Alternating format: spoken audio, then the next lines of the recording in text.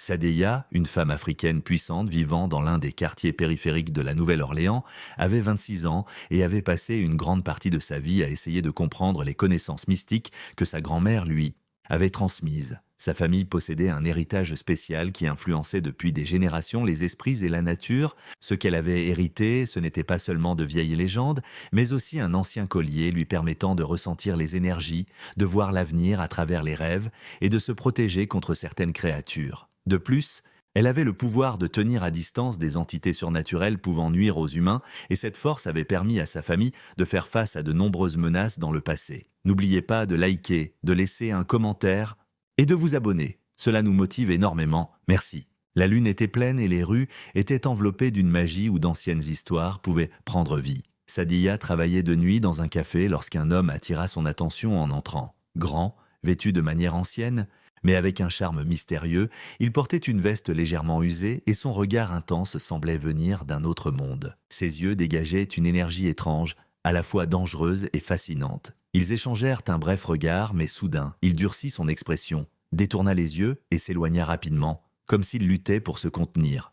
L'homme s'appelait Lucas. À 32 ans, il gagnait sa vie comme menuisier. Bien qu'il parût humain, il portait un secret, une malédiction que sa famille avait tenté de cacher depuis des générations. Il était un loup-garou. Cette malédiction ne représentait pas seulement une transformation, mais aussi un lien qui déclenchait une force primitive en lui. Lucas perdait souvent le contrôle lorsqu'il ressentait des émotions intenses. La présence de Sadeya compliquait encore plus ce contrôle. Son énergie l'attirait, mais en même temps, elle éveillait la peur de libérer sa bête intérieure. À chaque rencontre, il se sentait de plus en plus attiré, mais ressentait également le besoin de fuir. Il devait se retirer. Bien qu'il essaie d'approcher avec une attitude froide, distante, et même hostile, une autre bataille faisait rage en lui. Quand ses yeux se posaient sur Sadia, il ressentait une chaleur attirante au plus profond de son âme. Cependant, ce sentiment n'était pas seulement un désir, mais était entrelacé avec la peur de perdre le contrôle. Il voulait s'en rapprocher, mais il devait aussi la protéger de lui. S'il libérait ses émotions, il pourrait se libérer de la bête sombre qui l'habitait. Il craignait non pas de lui faire du mal, mais de se perdre lui-même. La première nuit, il prit seulement son café et sortit sans dire un mot. Sadeya sentit qu'elle ne pourrait jamais oublier la présence de cet homme étrange. Au cours des nuits suivantes, Lucas revenait une fois de plus au café, gardant toujours ses distances. Il ne saluait, ni ne parlait longuement, mais à chaque fois, ses yeux balayaient Sadeya, puis il se retirait rapidement. Même dans le café, sa présence était comme une ombre. La curiosité de Sadeya grandissait de jour en jour. Le silence de Lucas ne faisait qu'accroître son désir d'en savoir plus sur lui. Il avait quelque chose de troublant, mais d'autant plus captivant. Mais Lucas ne voulait pas que Sadeya comprenne. Rester près d'elle était dangereux pour eux deux. Cette nuit-là, alors que Sadeya rentrait chez elle après le travail, elle ressentit une ombre derrière elle. La lumière de la lune laissait un éclat pâle sur les ruelles. Tout à coup, une silhouette jaillit de l'obscurité, se déplaçant d'une manière que l'œil humain ne pouvait suivre. Un couteau brillait, pointé directement vers Sadeya. Les yeux de l'agresseur avaient une lueur sauvage, bien plus intense que celle d'un humain. Sa peau semblait vibrer étrangement et ses pupilles changèrent de forme à chaque instant. Il n'était pas seulement un voleur, mais une créature annonciatrice du mal. Le charme de Sadeya, suspendu à son cou, était la clé capable de libérer les âmes piégées des démons. L'intention de l'assaillant était d'infliger des dommages à Sadeya, mais aussi de semer le chaos dans le monde. Au même instant, un rugissement sauvage retentit dans les ombres. Lucas surgit sous la forme d'un immense loup. Ses yeux brillants étaient enflammés par la colère et l'instinct de protection. Ses griffes s'abattirent sur l'agresseur, projetant son corps dans les airs, qui s'écrasa contre un mur de pierre et tomba au sol. Sadeya, pétrifiée, observait la scène pendant que Lucas luttait dans l'obscurité contre le serviteur des démons. Malgré l'agilité surnaturelle de l'agresseur, tentant d'éviter les attaques de Lucas, celui-ci finit par prendre le dessus. Dans un cri étouffé, l'assaillant se dissipa subitement comme une fumée noire pour fuir. L'odeur du sang et de la terre emplissait l'air, coupant le souffle de Sadeya. Lucas avait remporté la bataille, mais la guerre n'était pas finie. Sadeya s'effondra au sol, les yeux écarquillés. La créature qui avait combattu pour la protéger était l'homme qui avait siroté son café au coin du café. Lucas lui lança un dernier regard en grognant, puis se retira silencieusement. Pourtant, il ne s'éloigna pas. Sous sa forme de loup, il suivit Sadeya jusqu'à chez elle, veille à chaque instant dans les ombres, prêt à faire face à un autre danger. Une fois qu'il s'assura qu'elle était en sécurité à l'intérieur, il fixa la porte un instant avant de retourner instinctivement dans les ruelles sombres. Cette nuit-là marqua aussi un tournant pour lui. Cette nuit-là était le début d'un événement qui changerait à jamais le destin de tous les deux. Mais ce destin n'était pas simplement une coïncidence. Les raisons de leur existence, celles de Luca et Sadia, étaient l'héritage d'une guerre ancienne. Des siècles auparavant, les démons avaient tenté de briser la porte ouvrant sur le monde, et les sorciers et les loups-garous avaient uni leurs forces pour repousser cette invasion. Les démons désiraient conquérir le monde des hommes et établir leur unité sombre. S'ils réussissaient, ils libéreraient des énergies anciennes leur assurant l'immortalité, tandis que l'humanité deviendrait de simples esclaves. Cependant, les sceaux des sorciers et l'esprit guerrier des loups-garous avaient réussi à repousser les démons. Cette guerre s'était répétée pendant des années, mais à chaque fois, les sorciers et les loups-garous l'arrêtaient. Cependant, avec le temps, cette lutte avait été oubliée, les vieilles inimitiés devenant des légendes. Les démons, patiemment, attendaient l'instant où l'humanité serait la plus vulnérable, agissant dans l'ombre pour briser les sceaux et revenir dans le monde. Aujourd'hui, ils réunissaient à nouveau leurs forces, cherchant un moyen de renverser les barrières sur Terre. Le talisman de Sadeia était la clé de ces barrières. Son énergie nourrissait les sceaux protégeant les dimensions où les démons étaient emprisonnés. Si les démons parvenaient à s'emparer de ce talisman et à annihiler ses pouvoirs, les sceaux s'effondreraient et toute l'armée des démons serait relâchée sur le monde. Lorsque Luca comprit cette vérité, il décida de s'éloigner de Sadia pendant un certain temps. Être à ses côtés pourrait aggraver le danger. Cependant, il continua de l'observer de loin. Sadia avait aussi l'instinct qu'elle était suivie, mais elle n'en était pas certaine. Au fil du temps, chacun d'eux commença à enquêter sur son passé. Luca, cherchant à comprendre les anciennes archives des loups-garous, les anciennes prophéties, et pourquoi sa lignée portait cette malédiction, tandis que Sadia s'efforçait de rejoindre les anciennes communautés de sorciers avec les connaissances apprises de sa grand-mère. Ces quêtes les conduisirent sur le même chemin. En fin de compte, leurs recherches séparées leur firent découvrir qu'ils pourraient atteindre un ancien sorcier mentionné dans les légendes. Mais leur rencontre semblait être le pur fruit du hasard, c'était en fait une ironie inévitable du destin. Une nuit, alors qu'ils croisèrent des ruines d'un ancien temple, leurs chemins se croisèrent. Sadia tentait de réprimer son agitation lorsque Luca apparut depuis l'ombre. Ils se regardèrent, surpris, mais quelqu'un les attendait déjà avant eux.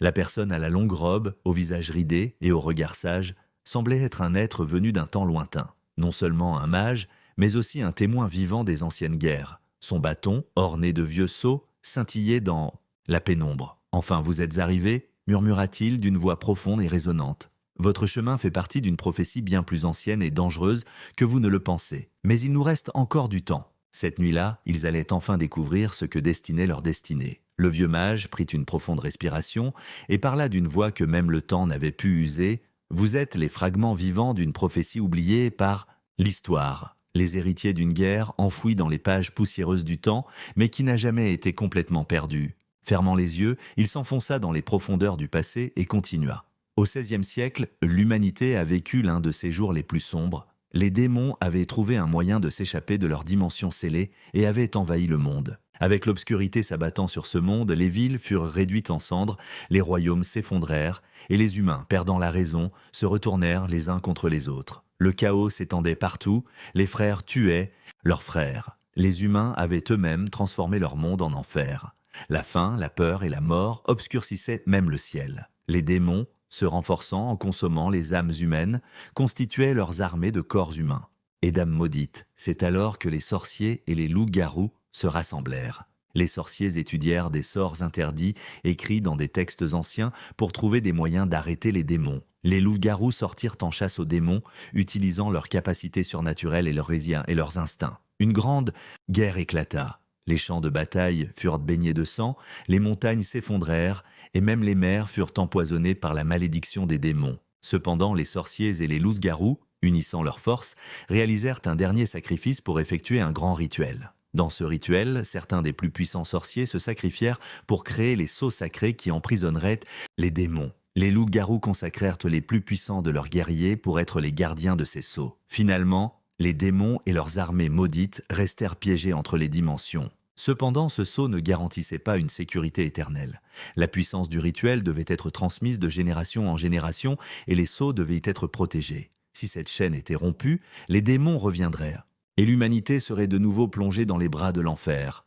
Le mage ouvrit les yeux et fixa Sadia et Luca. Vous êtes des descendants de ces guerriers. Et maintenant, les sceaux s'affaiblissent. Les démons reviennent pour dominer le monde à nouveau. Si nous ne pouvons pas les arrêter, l'humanité sera une fois de plus engloutie par l'obscurité. Mais votre destin ne s'arrête pas ici. Votre voyage vous mènera aux terres anciennes d'Afrique. Là-bas, vous découvrirez la véritable nature des sceaux et comment les renforcer. Lucas fronça les sourcils. L'Afrique? Que trouverons-nous là-bas? Le mage répondit après une profonde respiration. La connaissance cachée des anciens sorciers et la vérité sur la manière dont les démons ont été scellés pour la première fois. Mais là-bas, vous ne trouverez pas seulement des informations, vous devrez aussi faire face à vos propres pouvoirs intérieurs. Cela sera beaucoup plus dangereux que vous ne le pensez. Le mage hocha la tête, ses yeux scintillants. Alors, vous devez partir sans perdre de temps. Il y a des secrets qui vous attendent en Afrique, et votre destin s'approfondira là-bas. Mais ce voyage sera une occasion non seulement de découvrir les secrets des démons, mais aussi de vous comprendre vous-même et de faire face à votre passé. Lucas fronça les sourcils. Nous comprendre? Nous avons des choses à apprendre là-bas. Il n'y a pas de temps pour des affaires émotionnelles. Sadia sourit légèrement. Tu as peur, n'est-ce pas? Ce n'est pas seulement une question de combattre les démons, c'est aussi faire face à toi-même. Tu dois l'accepter, Lucas. La véritable bataille est celle que tu as à l'intérieur de toi. Lucas baissa la tête. Je n'ai pas peur de moi, j'ai peur de te faire du mal. Tu ne sais pas ce qu'il y a en moi, je ne pense pas pouvoir le contrôler. Sadia s'approcha un pas et posa doucement sa main sur l'épaule de Lucas. Écoute-moi, je ne te laisserai pas céder à l'obscurité. Quoi qu'il arrive, nous combattrons. Ensemble. Ton passé ne te définit pas, Lucas. Une fois que tu comprendras cela, ta peur disparaîtra. Lucas leva les yeux vers elle. Me lancer dans ce voyage avec quelqu'un comme toi, peut-être que ce n'est pas aussi terrifiant que je le pensais. Alors, allons-y. Le mage inclina la tête pour approuver. Préparez-vous. Le chemin vers l'Afrique sera bien plus difficile que vous ne le pensiez. Mais là-bas, vous trouverez tout ce qu'il vous faut pour renforcer les sceaux et stopper les plans des démons. Mais souvenez-vous, ce voyage vous confrontera non seulement à des menaces extérieures, mais aussi à vos propres peurs intérieures. Sadia prit une profonde respiration et regarda Lucas. Tu dois avoir confiance en toi. Là-bas, tu ne seras pas seul, nous apprendrons ensemble. Lucas détourna légèrement les yeux et inclina la tête. Je ne suis tout simplement pas sûr.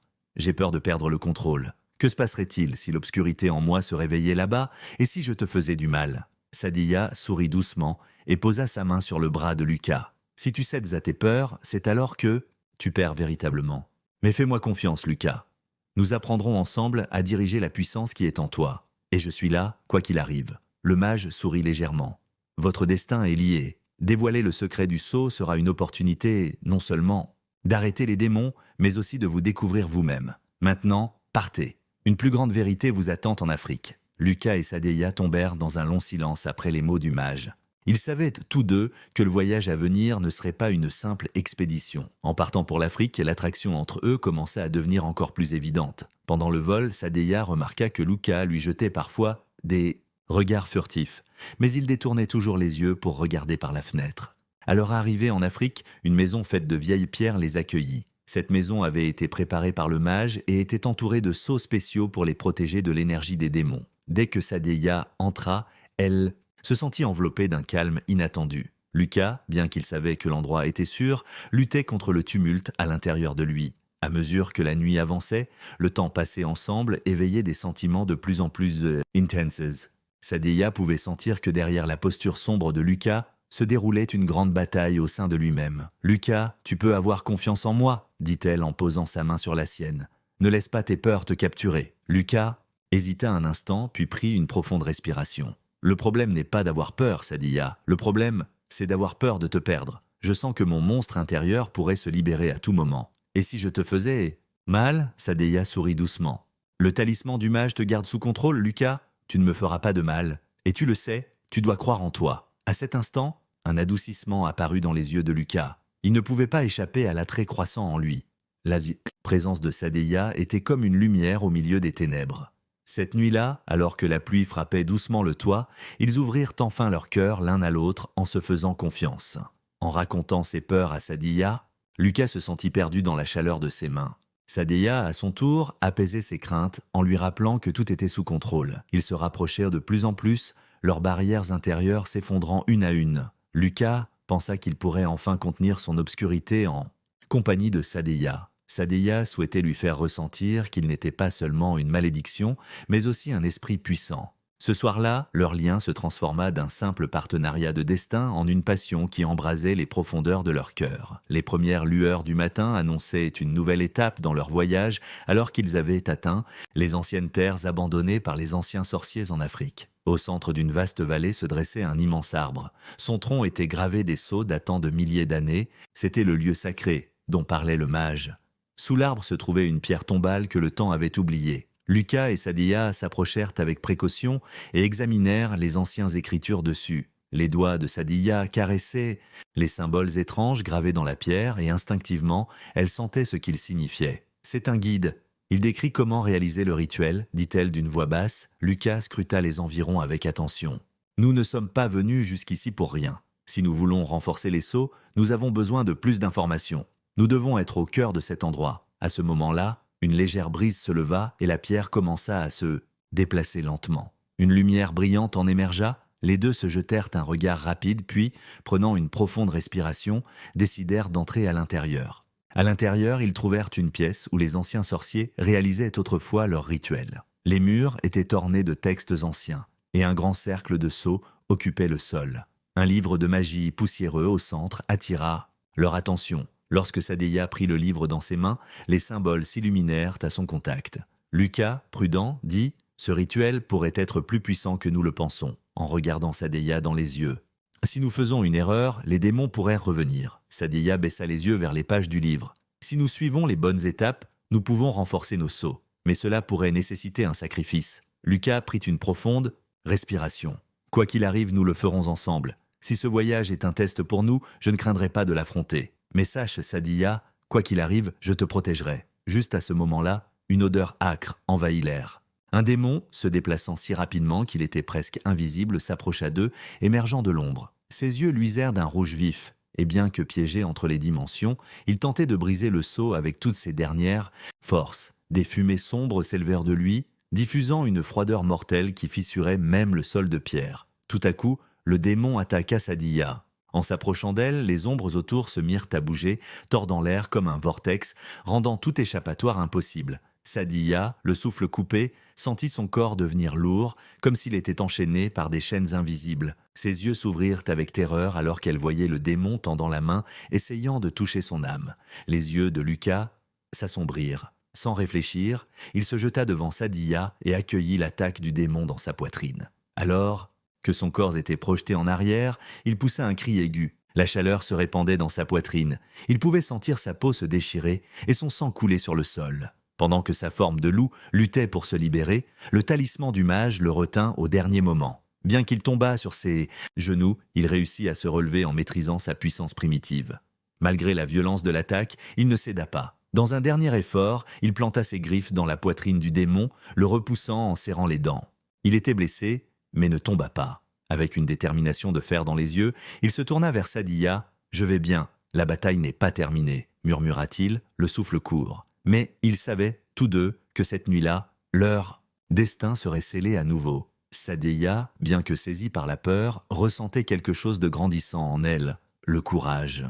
Lorsque le sang de Lucas tomba sur le sol, les sceaux s'illuminèrent à nouveau. Sadiya ouvrit le livre de magie et commença à lire l'un des rituels les plus puissants qu'il contenait. Sa voix résonnait pour s'élever vers le ciel, alors que l'air s'alourdissait et qu'un tremblement venait des profondeurs de la terre. Les anciens sceaux gravés dans le tronc de l'arbre s'animaient un par un, alors que la lumière se mélangeait avec le sang qui coulait dans leurs veines, complétant le cercle sacré de la magie. Le démon, poussant des cris, tenta de reculer. Les ombres se troublaient et l'obscurité dense qui l'entourait se dissipait par vagues. Lucas, rassemblant ses dernières forces, compta ses griffes ensanglantées de nouveau contre la poitrine du démon. En même temps, Sadiya hurla les derniers mots du sort. À cet instant, une colonne de lumière immense s'éleva, emprisonnant le démon dans des runes tourbillonnantes. Le démon se tordit dans des hurlements, son corps se fragmentant alors qu'il était renvoyé dans la dimension obscure. Quand les cris retentissants cessèrent de résonner, il ne resta qu'un murmure.